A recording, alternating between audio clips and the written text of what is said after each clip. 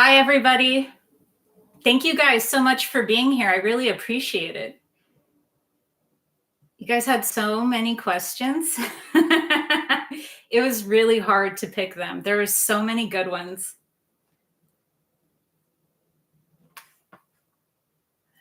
Concept. Oh man, you guys just keep having better and better questions. So yeah, I'm doing live streams now, and I think this is a really good way to connect with my audience because honestly, it's the closest thing to in person that we're going to get for now.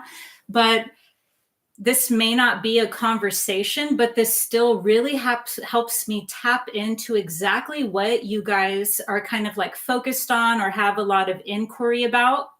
And then that's always going to be the thing that helps us the most. And it might not seem it with all of the different things going on in the world. And it would be very reductive of me to call them distractions, because at this point, they're not distractions at all. But it would be completely irresponsible of us, at least people who are attracted to my work, to only be focusing on that. So it's kind of like a twofer. 2025 is a twofer. And a lot of it is still learning how to develop spiritually, but in real life. And so there's going to be a lot of that going on. I was really actually surprised that there wasn't many questions about what's going on in the 3D world. I thought definitely there'd be more of that, but hey, let's just go for it. So I do want to answer some questions first that were put inside a community post that I made on YouTube a few days ago, because there were so many questions there and a lot of them were just fantastic. So one of the questions, and I'm going to do a few from here, and then I'm going to take some questions from the audience here. One of them is from Anjon 9774. She says, the Tibetan Book of the Dead explains the white light, but it also mentions it's very hard to avoid, and that the blue, indigo, and pink lights are actually where you want to go. What are these other lights? This is a great question. And so to answer it point blank before I go into more depth, the blue light is referring to the 6th dimension, but I actually don't think that it's exactly indigo. I think that the realm that you're talking about is actually 10D, the 10th dimension, because the 10th dimension is still an indigo, but it's not. It's like a bluish black color. And so 6th dimension is fine. But I feel personally, this is just my personal opinion, that it's the 10th dimension that can still be called indigo, but it's not indigo. And then the other dimension, the one that, let me see, I think you said it was pink. That's really what you want to do. That's kind of the goal for some of the souls here. And especially if you're attracted to my work, because many of you guys know that by the time you start expanding your awareness, you start realizing that truth itself is multidimensional. And that doesn't mean that, oh, it's a pick your own. It's not like solipsistic. Instead, it's that there's actually different levels of consciousness all here at the same time. And so we're not all exactly here for the same exact reason. And many people who are especially attracted to my work would care, whether they know it or not, about that realm that you're talking about, that I think you called pink, because that's what many people know in this age as the monadic level, if you guys have heard of the monadic level. And so many of us here aren't here, if you guys could tell already, with this same exact journey as other people who can be right next to us. And so some of us are here, and the best kind of purpose, and purpose even, is multifold. But the best way that I could describe that purpose is in a video that I already made. So please go check that out. It's how we help our spirit guides. There's this huge misconception. I ran into it as well on my own spiritual path until I started getting my own information, that we are just here as receivers. We are only conduits, and that's our only purpose. And the as above cannot be affected by the as below. But the as below, meaning us, are merely the ones that are the effect, meaning we cannot have a cause. There was a cause at a higher level, and we're the effect of those causes as below. And that's just not what I feel is true. That is something that I have expanded my personal gnosis and awareness around. And I see that we have a very vital role here, because we always kind of think that going higher, we think anything that has to do with higher is better or more positive or whatever it is that we think about that. But actually, we help integrate multi-dimensional aspects of who we are. So what are we? Nothing is a singularity, no matter how much we think that. So the best way to describe it is like spheres. We're spheres within spheres within spheres within spheres. Or another way that I say it is we're a dream within a dream within a dream within a dream. So by the time you're like a one singular person or like a Sarah, you're an ambassador of how many different aspects of you and how many different densities inside how many different dimensions. So by the time you try to synthesize all of that, it's like, best I can do is Sarah. You're an ambassador of something far larger. And so what that has to do with the question that you asked about that pink realm is because that's the 15th dimension. And many of us are on a journey for a certain level of unity within ourselves and within all of those different aspects of ourselves and those different dimensions that would lead to that realm. It would lead to that, I don't know if you called it pink, I forget, but it's a magenta pink. And the 15th dimension isn't even inside this reality. So that's how high of a level it is. In fact, it's very rare to even see pink in someone's aura. I use pink hearts on my social media, and it's specifically for that reason. Pink is otherworldly. Pink is a very high vibration. Okay, so I do have to move on, but I will talk more about that. And if you guys want to leave some comments about anything I said, so I know where to go with that for when I do make content on that. Okay, now one more question, and then I'll take your guys' questions. Okay, M. Jarmy 3 asked, as a claircognizant, how do you discern the validity of information you receive? You comment that it resonates with you.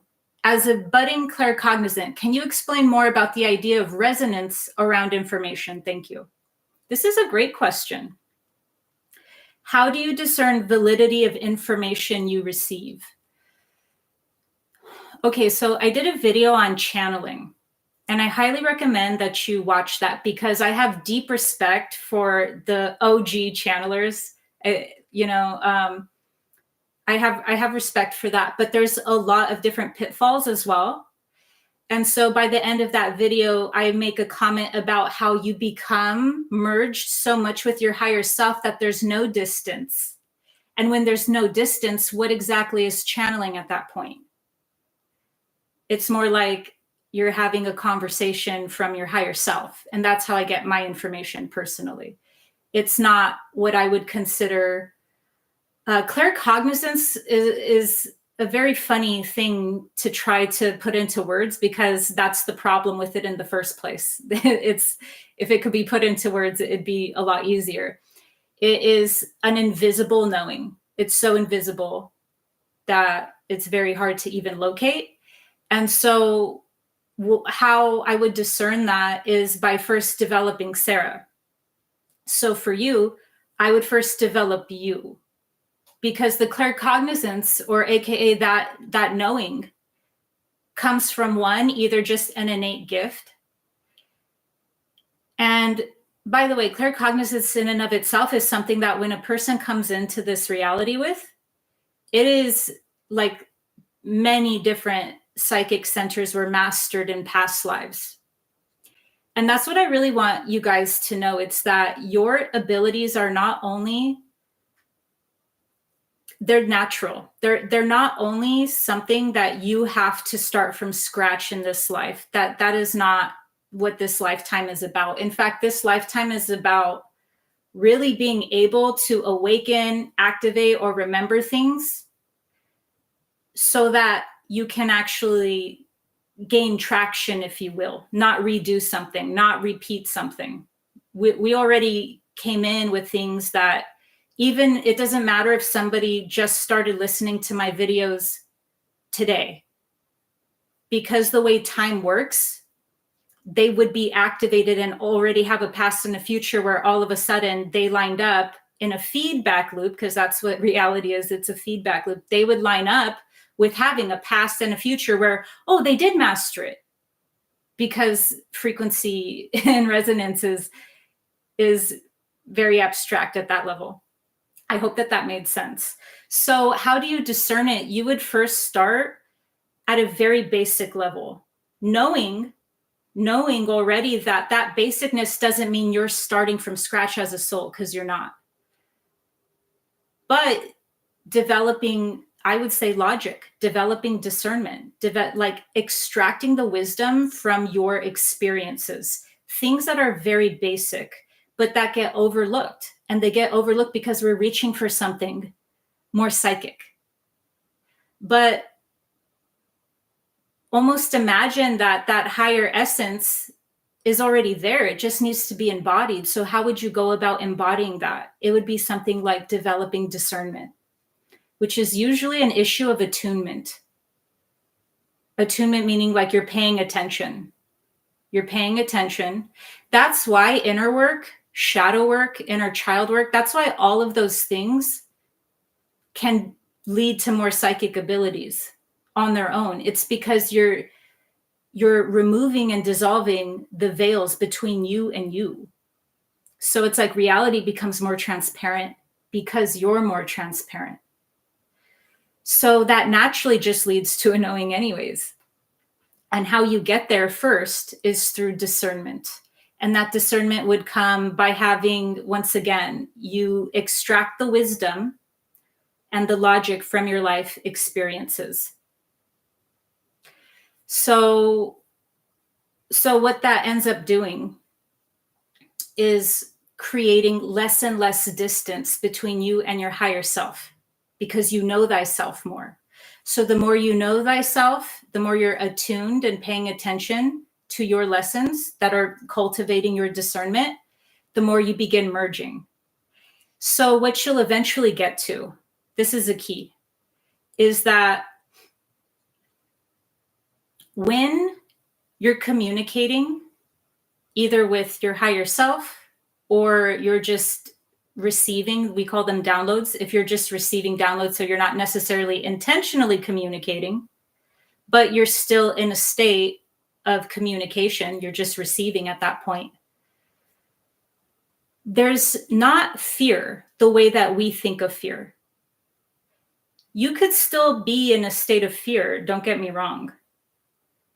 But there's never going to be, when you're in that state of cognizance, neuroticness and fear. So let's say you're receiving something and it doesn't feel pleasant. That might be valid. That may be valid. But what I want you to notice the difference between is being in your head space of fear, because neuroticness will lead to fear. Neuroticness will go, let me be very precise. Neuroticness is, how do I know this is my higher self? How do I know that this isn't just a straw man pretending to be my higher self in the quantum field? You're not talking to anyone when you're in the mind neuroticness. So much of what I receive, so much of what I do is because of stillness. Even in my energy work, like over a decade ago when I started, I'd be like, okay, now I have to pay attention. Like I just wanted to make sure I was doing things correctly. You know, like you should, somebody should.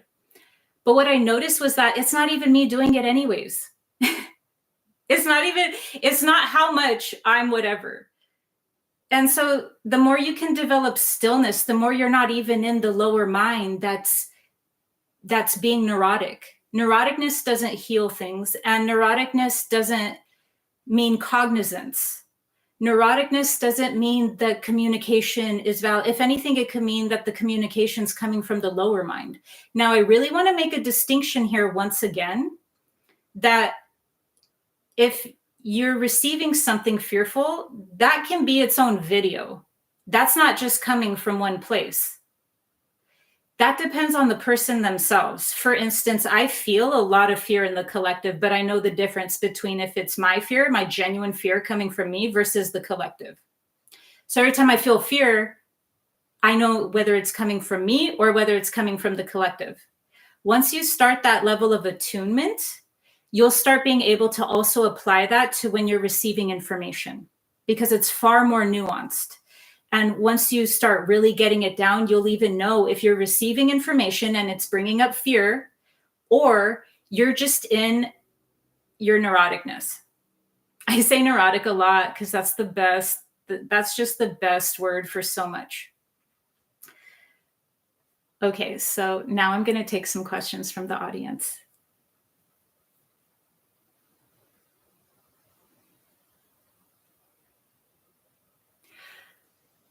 Okay, Angelique Harn says, I feel so incredibly inauthentic when trying to contact my inner child, and I am unsure.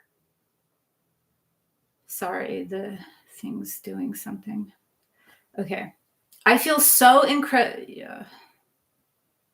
These are going really fast.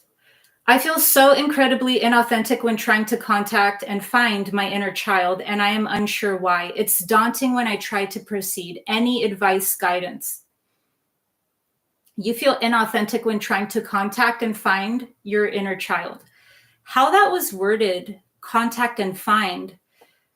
So I'm going to start there. First, allow the inner child to present itself to you however it wants to present itself to you. So you don't need to find it. When she comes forward, if she comes forward one time, she might be age 5. If she comes forward another time, she might be age 10. So just be open. You don't have to locate her. You can just ask her to arise if you want to do. I mean, there's so many different ways to connect with your inner child, but I just wanted to kind of like shift your location with that sentence rather than give you an exercise right now. And so I would shift from trying to find your inner child, from trying to see what arises, because that will be leading you just like a magnet. It's going to lead you like a magnet to whatever at that moment is the thing that's calling forward as the archetype of your inner child. So that will always change. Now the next one, and I am unsure why. You're incredibly inauthentic when trying to contact. Well, also that's probably why. Maybe because you're trying to have her show up at a specific way. So that might be what also you're calling inauthentic. It's just not being able to kind of just create that space for her to show up. So then it could feel as inauthentic when you're trying to contact her, because now you're being more in like the active state of imagination rather than the receptive state of what truly wants to like show up when it shows up. And then another part to inauthentic when trying to contact and find my inner child could be maybe the expectations and the pressure that you put on yourself when connecting with her. For instance, I know a lot of times I hear people say that they are going to tell their inner child and then they say some wild expectations. Just know this, start off with whatever is truthful. So if that's a part of the reason why you're describing it as incredibly inauthentic, it's because maybe you don't know how to speak lovingly to her. So you're like going, what would a person say to their inner child? Start off with honesty, because she'll know anyways if you're lying. And then it doesn't matter what you say. It doesn't matter what you promise her. It doesn't matter if you're saying beautiful words like I love you and all that, because she doesn't feel she feels the lie. She doesn't feel the truth. So actually what would be way more healing is whatever comes transparent, genuine, or authentic to you. Even if it's something that we would consider really anticlimactic. It would be like, look, I haven't ever kept my promise with you, and I'm really sorry about that. Okay, that's one. They'd be like, bing. She'd be like, what? You're telling me the truth? That's crazy. That would actually be a healing in and of itself, because she's being acknowledged in the truth. And then from there, whatever. I don't know exactly your relationship with your inner child, so I don't want to add on layers of sentences to that, but I think I made my point clear because I started off really low. So if you just are meeting her in whatever you can be truthful with, without switching the roles. Okay, this is the hard part. I see a lot of people doing inner child work and they're not. They're turning their inner child into the person who's going to hold space for them. And I know it's because we need to start somewhere and we don't have people holding space for us. But honestly, that's just going to be more traumatizing to your inner child. When you start off saying something that's trying to connect or relate, and then it instantly spirals into, oh, now she's being put in the inappropriate role of parentified situation. So be honest, but be careful with that. And yeah, this just gave me more material for expanding on that. So everything, if I'm saying things and you feel like they need a lot more, it's because it needs to go in a video. And I'm trying to answer questions with substance, but also I'm keeping track in my head that this is something that a lot of people probably are struggling with, and I'm going to make more extensive content on it later.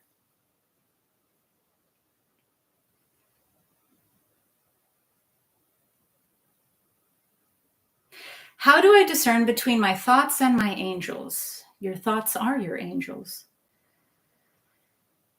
Okay. Yeah, I have a video on that. It's how to speak to source through your mind.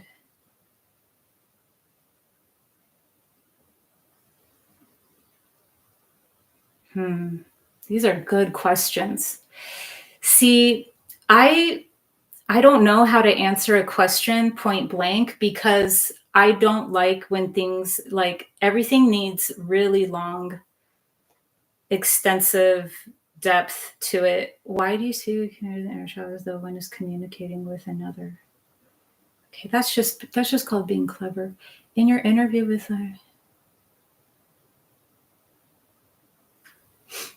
okay, so somebody said, in your interview with Library of the Untold, you mentioned the unlimited creative energy you have found from Joe Dispenza's teachings. Are you referring to his Kundalini breathing exercises? This is perhaps one of the greatest issues online. It's that I never said that. No, what happened was he made Gamma cool. I was in Gamma way before I even knew who he was. I was doing Gamma stuff so back in the day that Facebook was calling it dark technology, saying that hemisync, Gamma, anything that had to do with brainwave entrainment was mind control, because that's how little we actually even knew about it. They only saw a dark purpose. So I was actually really grateful when Dispenza made Gamma cool, brought science behind it, showed all these different studies, but I haven't done any of his stuff. So if other people benefit from that, great, because that's just not something I feel really called to do at the moment. So I'm glad that somebody's making those resources for people.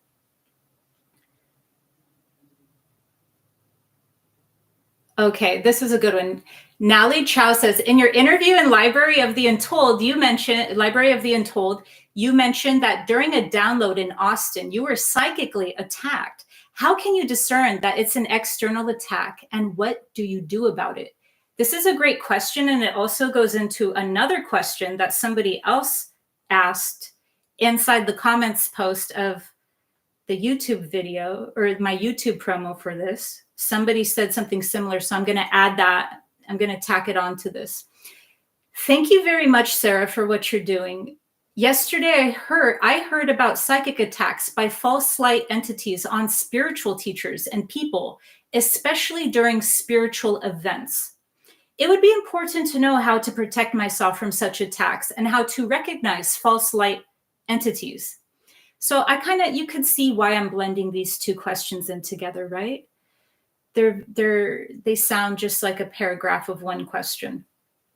So the first thing is, if you're not being attacked, you're like not doing something right. I'm just kidding. I'm kidding. Well, it's common. It's common. And I've said this before, and I'm going to stand by it. We will come into this place. We come into an incarnation possessed. And I don't mean that in a way where it's like, oh no, there's things attached. Sometimes they are. Sometimes people absolutely have those on birth. But I'm talking about, do you think you come in to this reality and that you know yourself and you're all of yourself and you're not influenced and conditioned and programmed by what we call the matrix? So I'm just trying to diffuse first the concept of attack, right? And this is something that, I mean, shuts down completely a person's even desire for any form of visibility. This is what I find in people's fields. So you are built to handle the pressure that comes with your purpose. So I'm not telling you, the listener, that every single person gets shut down by any form of pressure. But what I'm saying is that I'm trying to kind of diffuse the concept of attack. And I do a really great job in that in my Black Pilled video. So please watch that specifically, because I go in great lengths in a monologue in that video about all the different ways that the matrix will attack you. Because they're not all coming from the same point of attraction. We have to know this. You could attract something for 30 different reasons. Each person attracts something for more than one reason and for different reasons than the person right next to them. So some people are being, let's call it, I don't like that word attacked, but let's call that, so some people are being attacked by the matrix because they're visible and they're awakening people. And that's called targeted individuals. And I've told targeted individuals to stop, kind of like dismantle the resonance with that word, because I'm not saying that it's not true. There's a difference between something being true and us locking in to that perception and then developing a strong resonance with it, right? You don't want to do that. So you can have something be absolutely true, and you can also approach it and perceive it and resonate with it in a way where you become the magician. That's just when you create harmony with something. What's healing? What's alchemy? What's homeopathy? It's all a harmony created with something of its opposite nature. What's this reality? Duality. It's about creating harmony with something of the opposite nature. So yes, everything gets kind of like, especially if you're waking people up, but it's not a good kind of like way to approach it as either one, feeling special. Sometimes people just have a negative timeline slope because they settled for the low-hanging fruit. I love you guys, so I'm going to be honest. The low-hanging fruit is feeling really special for being attacked, because everyone is. You could be attacked because it's a direct mirror of what you're doing, A lot of people who consider themselves targeted individuals aren't even targeted individuals. They're literally just receiving the reflections of what they're doing, and it's making them feel special. That's why when I'm like, is this thing worth going after, knowing that I'll receive a reflection of it, no matter if I'll receive a reflection of it. It doesn't matter if it's the truth or not. It might be some dumb video about me. But what I do is I take the L consciously. So I go like, is it that important? Where am I out of alignment while I'm teaching this? Where is the shadow of this? Where is the truth? I weigh something, and once it calibrates, I go, yeah, it's worth the L.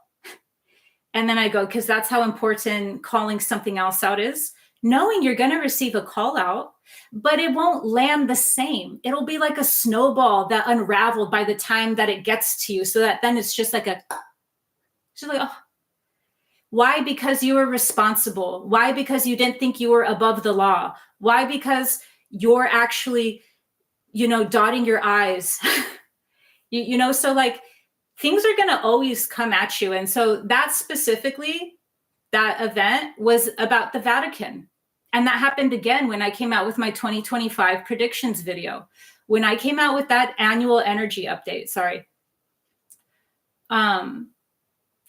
it came as an attack, but how I receive them isn't maybe the same way as somebody who's stuck in the level of neuroticness. If they're in the level of neuroticness, one, they got to clear that out, and that's just its own journey. But two, their heart might not be open, so it's going to land differently. For me, it's just something that doesn't even get in my field. And once it finally gets into my field, it comes into my field like, what you're doing is wrong.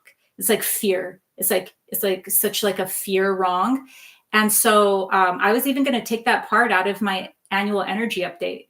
And then I went, you know what? I'm going to take the L. I don't care. So I don't get like attacked because by the time something even enters my field, it's such an awareness. So I'm sorry, when I'm having a conversation with somebody, it's very hard for me to give these type of in-depth transmissions and disclaimers. I'm just talking, and I totally get it. I totally get how I said that, and that could have sounded so much larger and worse. And it's just because I was just in the motion of a conversation. And so I wasn't giving out full kind of in-depth explanations for every single thing I was saying. And I could even talk more about this, but I always see the chat. Perhaps this is my greatest downfall with the live chats. I love talking to you guys so much. And then I see all of the questions. And so I don't know how much to go into, because literally I could talk way more about psychic attacks. But maybe for the second season on my Gaia series, I can do like more than one episode on that. So that might be something that needs a lot of like a larger, that just needs a larger platform than a Q&A. But yeah, I hope that I helped with at least pointing you to my Black Pill video, where I go over all the different ways you could be attacked, whether you're speaking the truth, whether you're not speaking the truth, where the truth was located, who that landed on, like so many different things. So if we could all dismantle the aversion to attacks, I was like, oh, it's not that. Now, the second part of that, really quick, before I do move on to another question, is live events. Okay, so this is something where honestly, the more that you evolve, the more you don't have opinions about every single thing. Do you know there's some people doing things completely opposite of me? I'm only looking for a very specific frequency. I'm only looking for a very specific energy signature for me to go, hey, that is completely like false. I'm going to town on this. But that's different. That's like discernment and conviction versus policing every single person who doesn't exactly believe and have the same path as you. So what I'm noticing is that there's a lot of judgment masquerading as holier than thou. And that might lead to people going, live events have things on them. Came into a matrix. There's things everywhere. I have this goes into a deeper topic, actually, about, yeah, this goes into a deeper topic about how there's dark spirits as well, and there's light spirits. And depending on that, I'll give you a clear example. There's this one teacher, he's not that big. I don't think he's on YouTube, but he's this one teacher. And when I see his field, I see his Orion incarnations. I see all the way up. And you can't even just judge one off planet, or you can't even judge just one non-physical or hyperdimensional, even. Let's just call them hyperdimensional group, all the same. You can't like be racist. So there's so much nuance into that too. It might scare a person to see what he has command of in his field.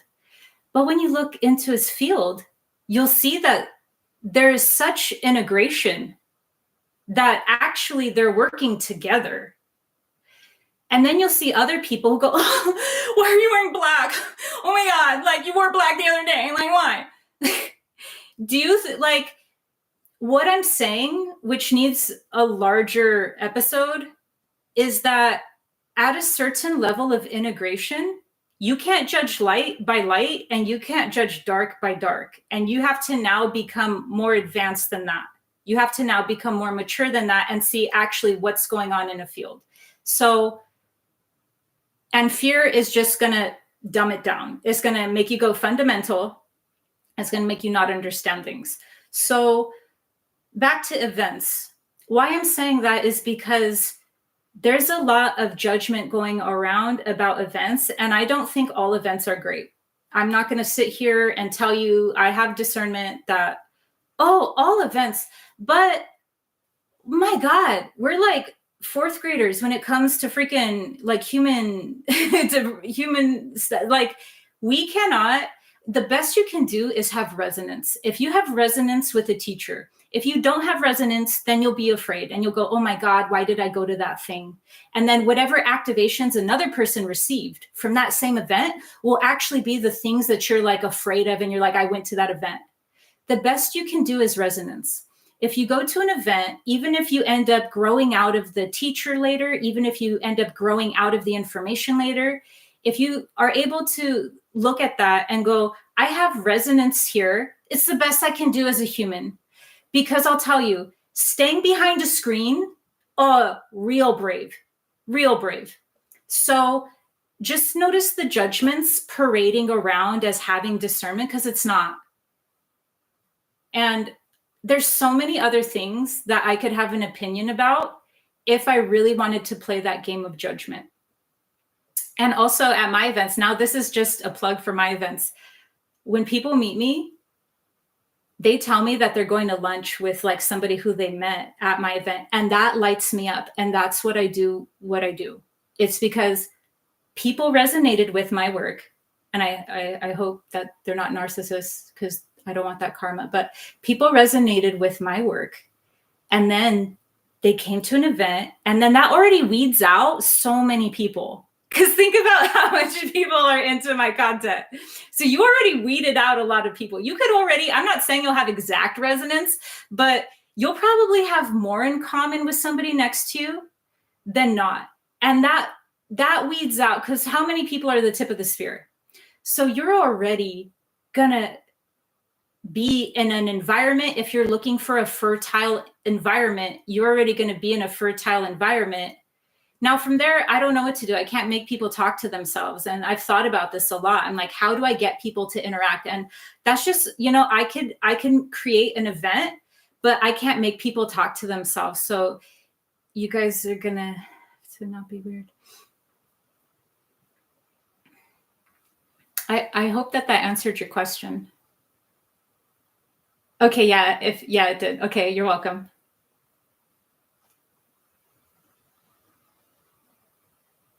There's so many questions.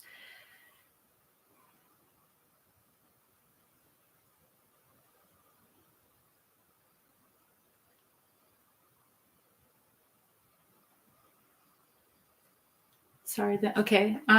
These are all great questions, but I'm just going to go to, you guys asked a lot of questions the other day. Okay, so some Living Dream 027 says, "Hi, Sarah. I would love to know if you believe you are a starseed, in which I think you shared you do believe this. If so, what race or planet are you from? Do you think I'm just one thing? Do you think I got away with being this weird and I'm just one thing? Oh, ye of little faith." So once again, you know that meme of that man behind the thing and he's at a pawn shop and he's like bidding with someone, they're like going back and forth and he goes, "Best I can do," and he like throws out something. Yeah, I'm like a best I can do Sarah Alcaldi. So I am like multiple things. It's like best I could do.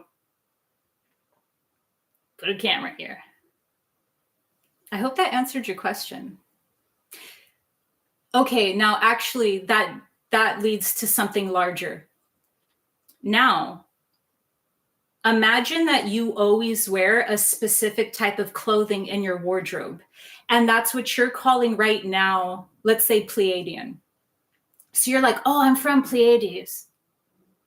Because you're probably really strongly resonating with that, because that could be part of your, we call it stardust.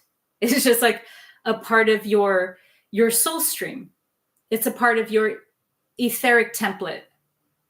So you could strongly resonate with that. But let's say you have Anuhazi as well, but that's not activated yet.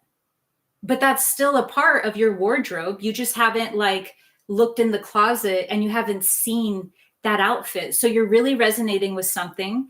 And then you start noticing that your whole closet is filled with these different outfits. And you've had many of those a part of your wardrobe. And so that's what activations are. Activations are when you're receiving the codes. You're receiving the codes from a specific place. And so because of that, there's more than one realm. So we consider the starseed realms the ones that we know that are connected to our solar system and therefore a part of our soul family, like constellation wise, right? Arcturus, Pleiades, there's so many. But then there's angelic realms. And so we might come in with a stronger activation with our angelic strands. Or we might get those activations later, and they're always there, but that's what an activation is. It's activating it. So by the time you're this weird, you've activated a lot. So you can't just say, "Oh, I'm that wardrobe." Instead, you just look at the whole wardrobe like you're looking at a portfolio of your soul stream. I hope that made sense. Okay, no one's going to ask about anything 3D. You guys are so lit. I'm like, really? Anybody want to talk about anything like tariffs or like anything? And you guys are like, "Nah, I want to know about 60 indigo dimension." I love that. You don't have to lower this. You don't have to change. I'm just like fascinated. You guys are fascinating me. Delia, far walkers, far walkers, far walkers. We had lunch at my retreat and I answered it and still more. Yeah, okay, Delia. Far walkers, monadic, soul group, 15th dimension, magenta pink, same thing. It lines up. It's just different wording. So who are the far walkers? The far walkers are the group of souls that are here because remember, this is a multidimensional arena. Earth is a multidimensional arena. So we're not all here on the same leg of the journey for the same exact dharma, for the same exact lessons, purpose, exchanges. Some of us here, and we could call them far walkers, are here to integrate so much of our own oversoul, so much of our own higher self, so much of our different aspects of ourselves in different densities, that we're able to kind of like a relay race. We pass off because we don't do it all. We're not a singularity, and we don't do it all. So even though I'm enhancing the importance of our role, please do not mistake that and get narrow tunnel vision. We are a part of, we're a sphere within a sphere within a sphere within a sphere. Our vital role is perfectly lined up with the role of a relay race. And so we have the baton in our hand, and we just do our leg. We're not doing the whole thing. So what we're doing here is really vital, but it's not the only thing going on ever. And what it's ultimately for the people who resonate with the far walkers, for the people that resonate with having a really important soul purpose for internal union, internal spiritual awakening, then what's happening is that they want to ascend eventually, because it won't be them by the time they're ascending. Or we want to ascend, make the ascension journey, which is a unity journey, which is an integration journey. So it's not woo, and it's not against integration. Ultimately, for coming into our monadic self, which would be outside of this specific universe, of this specific matrix. And that's why people are low-key obsessed with the twin flame journey too, and they don't know it. But it's because whether you're just attracted to someone, or whether you put a spiritual lens and enhance it into,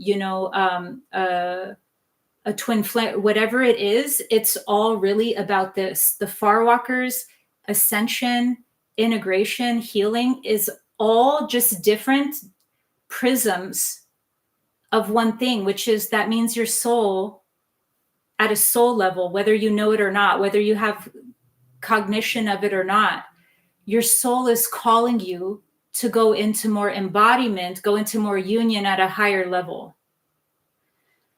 Because it won't be us, like I said, but by the time we're doing our part in that relay race with the baton, what we're doing is integrating and getting internal union here. And then what that does is really set up our higher self then to start withdrawing its energy from this realm. And then that just keeps going up. So unity and integration are how you ascend on a multi-dimensional levels, because we have aspects of we are large. So even the concept of ascended masters is one that I could do a whole episode on, and is very important, because ascended masters is even something where we think it's like almost a saint. We think it's somebody who went through a very high level spiritual awakening, evolved to a certain point, and then now we've swapped out sainthood with like ascended master. But in reality, ascended master realm, we all are at a higher level of being. So, and that's why sometimes in the spiritual community, you'll hear this saying, like, we're all walking ascended masters. It's once again, have we received those activations? So we're receiving those activations to come into specific unity, which will naturally lead to an ascension. Because if you're concerned with any form of integration or unity, what you're really concerned with, and you may know it, or now you will, is ascension. It's something that your oversoul really desires, or your higher self really desires, even if you don't know that. But also, if I said that to you right now and you didn't know it, you might strongly resonate with it. And if you didn't, you didn't, but you'll most likely resonate with it. Yeah, so that was a very good question, because that led to that. So pink realm's really important. I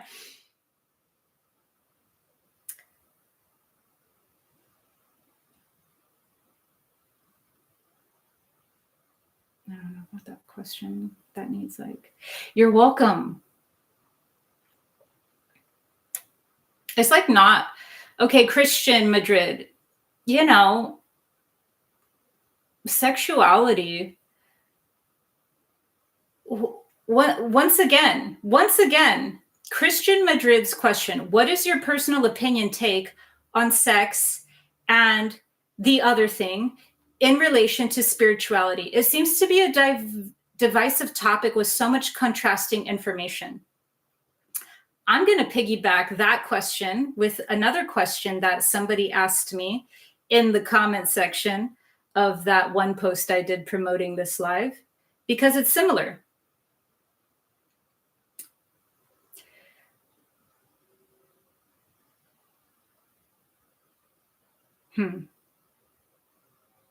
Sorry.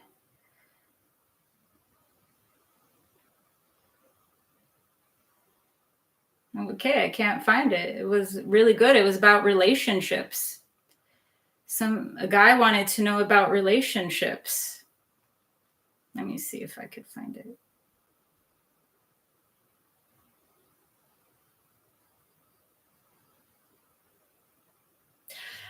Okay, Katie Soul 274 says, I feel like as I've gotten farther on the path, the ability for romantic connection seems to have lessened significantly.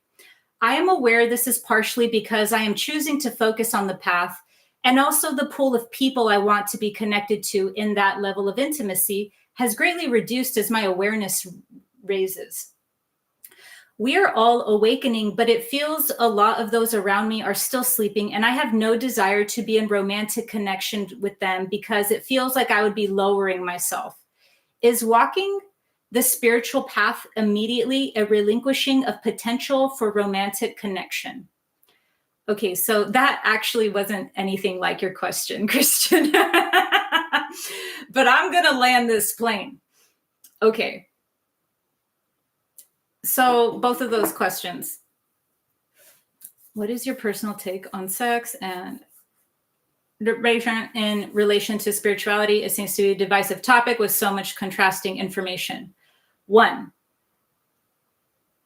I understand, actually, I side more, and this isn't because I'm prude, I side more with the older paradigm on this one, but it's only because you can vastly abuse your sexual energy. So even though the more you awaken, the more you truly shed your opinions. And what you're left with is, you might still have opinions, don't get me wrong, but what you're left with is more so less opinions and what genuinely matters. This is a topic where I genuinely think it's really freaky to go around going like, are you having sex? Are you touching yourself? Like, who cares? So that said, shave off a bunch of judgments, shave off a bunch of repression, shave off a bunch of trapped emotions when looking at this. And what you'll be left with is there is kernels of truth, and they might be coming with heavy judgments around them. And that would be where it's like, where those heavy judgments come from? I would call them old school spiritual paradigm, old school spiritual teachings.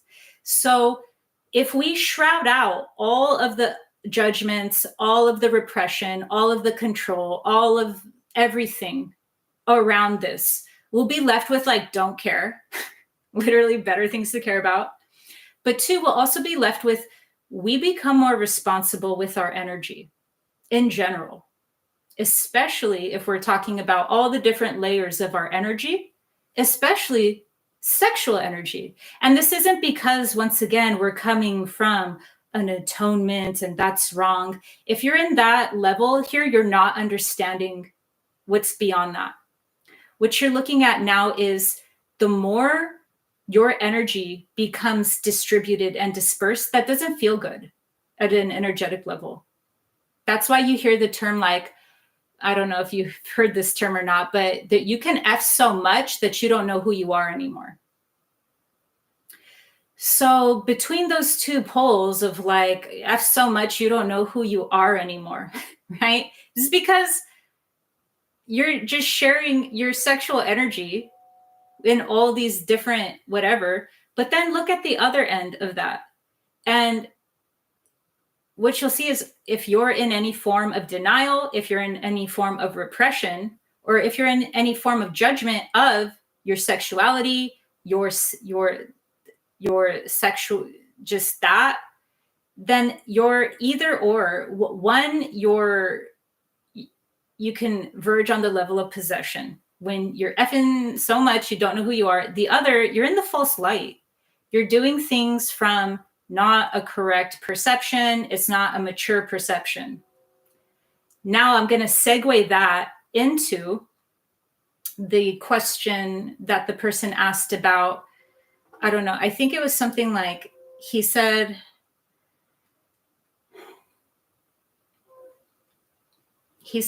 something along the lines of, he doesn't feel like being in relationships anymore. We are all awakening, but it feels a lot like those around me are still sleeping, and I have no desire to be in romantic connection with them because it feels like I would be lowering myself. Is walking the spiritual path immediately a relinquishing of potential for romantic connection? It's not a relinquishing in the way that you might think it's a relinquishing. It's not a relinquishing, like what you described, that person who asked that question, what they described was something that was organically happening, and that should happen. The more that you evolve, you're no longer a match to every single person. In fact, that can be a sign of heavy karma. So it's not that your pool lessens because you're relinquishing it.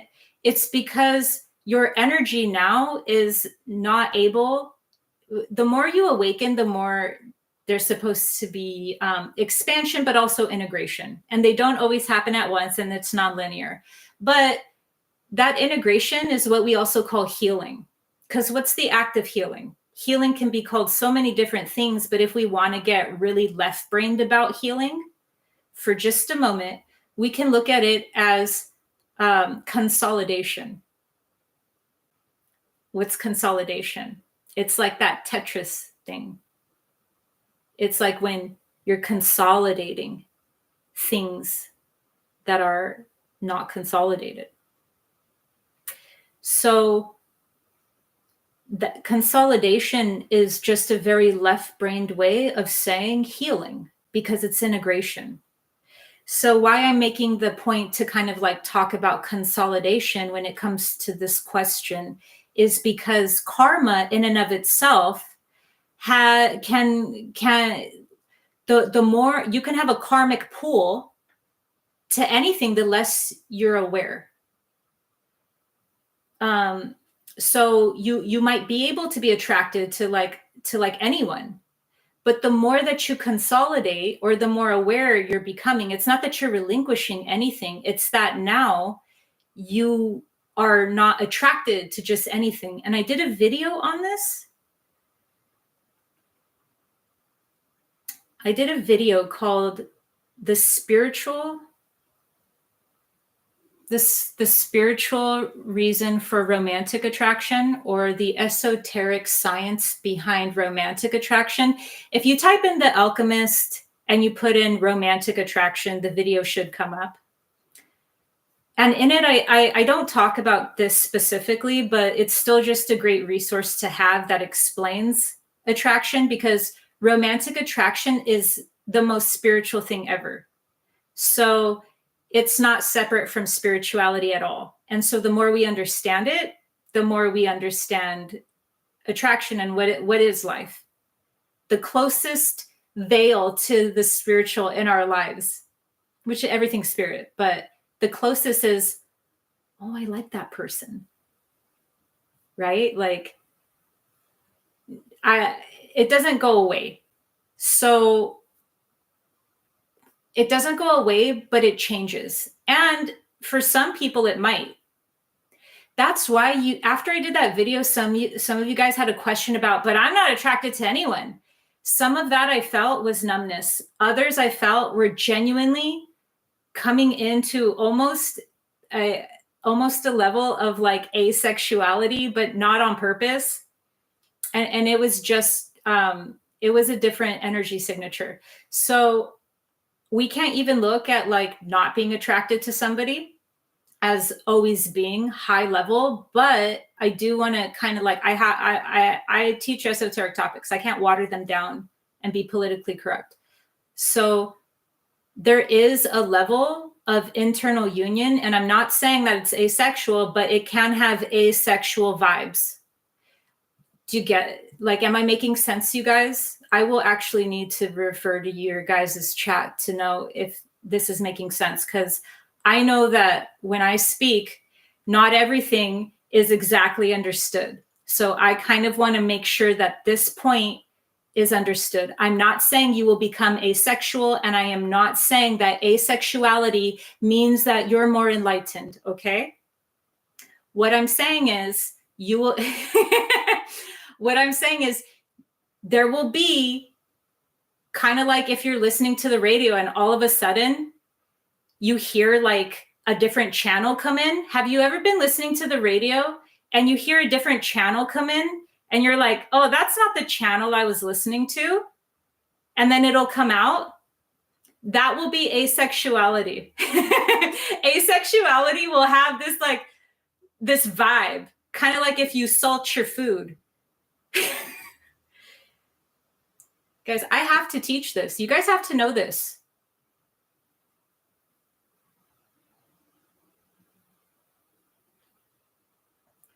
So it's just going to come in where there's like asexual vibes. Now, don't confuse that with if you're numb and traumatized, okay?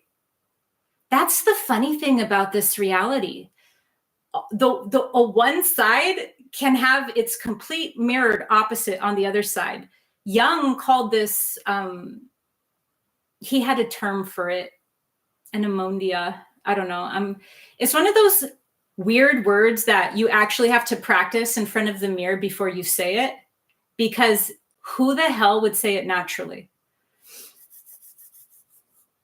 Oh, yes. Sean Ken says, antidromia. Enantiodromia is the term. And that is when something, if we're going to really simplify it, that is, have you ever seen the Superman cartoons with Bizarro Superman? It's like, that's not Superman.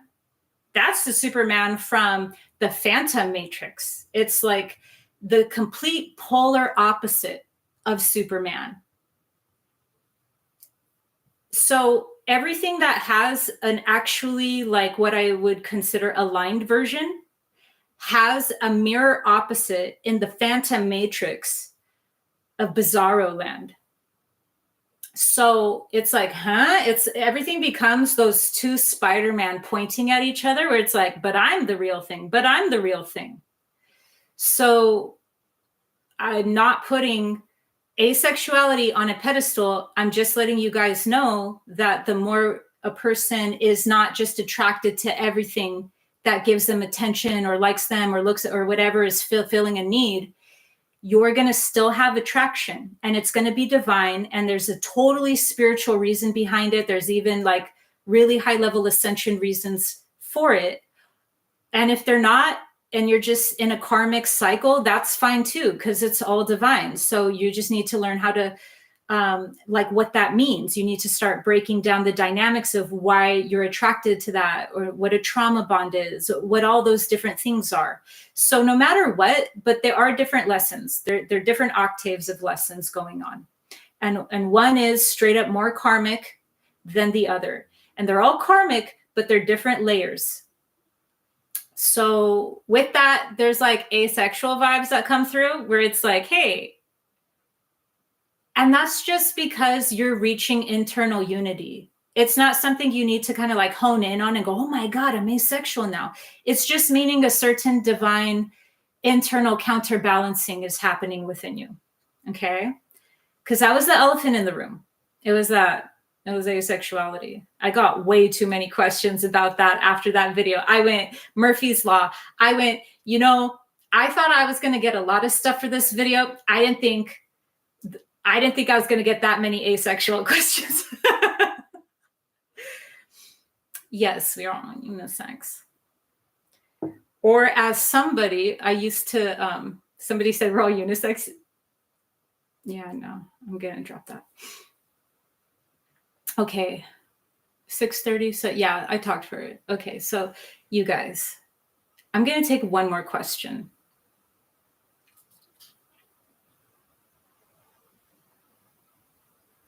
Look, even if you didn't come for one of the questions, you learned a lot. You can admit it.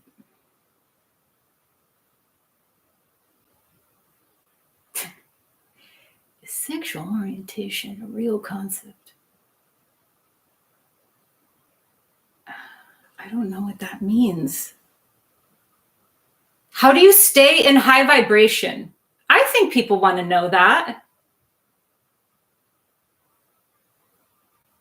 Do you guys want to know how to stay in high vibration? Like Let Go My Lego asked. It is a very simple trick. You just numb all your feelings. No, I'm kidding. How do you stay in high vibration? You have no resistance. When you don't have a preference, you are unconditional. When you're unconditional, it doesn't matter if you feel like crap. You will still be higher vibrational because you're unconditional. I don't know, like, am I just the weird one that likes to listen to sad music? Everyone like wants to know why am I so happy? I like sad music. That's why. What do you guys listen to? I like sad music. I like The Cure. I like Morrissey. So I'm not scared of going into states that aren't high vibrational, because when you have artistry, okay, here's how I can answer that question. Yeah, some music is the best. How do you stay in a high vibrational state is through appreciation. Don't judge what you're appreciating. So, and one, like, what does that even mean, staying? Does that already imply that you are trying to avoid? Because that already is low vibrational. So, but I'm going to still choose to meet your question because it is an important question. And somebody could just be clever and just be like, oh, disdain that is that. But no, this is still valid.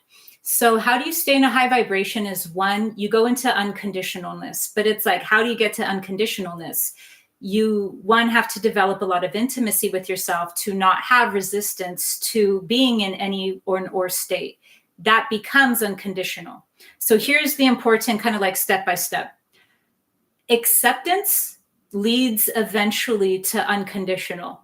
Acceptance, when you look down the road, it will be unconditional, but don't reach for unconditional. That's the irony.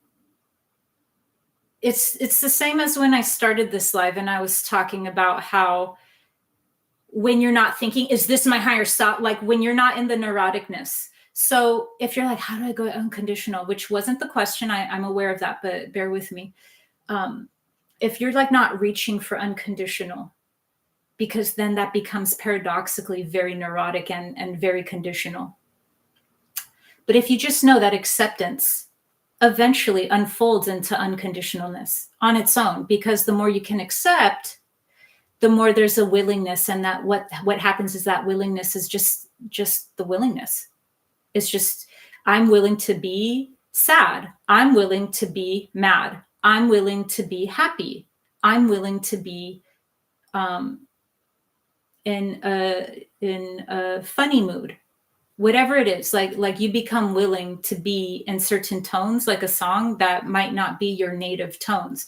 So when you're able to just allow yourself to be, that's the second step. So it's acceptance, but it's an acceptance that leads towards a willingness that opens up eventually into just an unconditionalness. So what you're doing at that point is you're not thinking about it. You're not thinking about high vibrational, low vibrational. You're not thinking of all of that. And that's the highest vibrational thing to do, is to be out of the neurosis. Why do we suffer? Because of neurosis.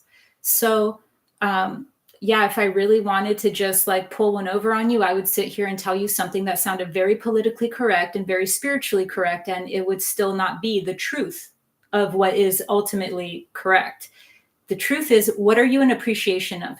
I can't tell you how many times what I see going on in the spiritual community is a lot of neurosis. Like, are you working for Saturn? Do you belong to the moon? Like, that is not esoteric. That is like wrapped in, that is neurosis, that is illness wrapped in like